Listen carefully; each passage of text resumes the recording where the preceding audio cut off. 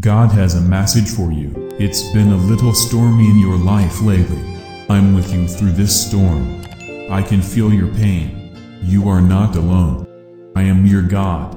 I am your healer. I will not disappoint you. Where I am taking you, joy will be present. Keep your head held high. I will not fail you. Love the people who don't love.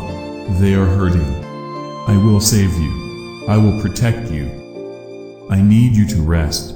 You've got a new day to face, and together we will conquer it. Do not be afraid. We got this. Being anxious is not a sin. Being depressed is not a sin. Allow those emotions to drive you closer to me. Know that I can heal you.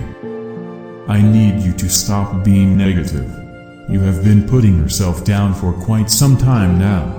You are not who you keep telling yourself you are. You are greater and loved. You are awesome, my child.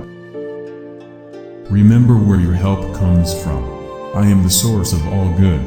Remember the life and the protection I have given you in the past. I am the same God.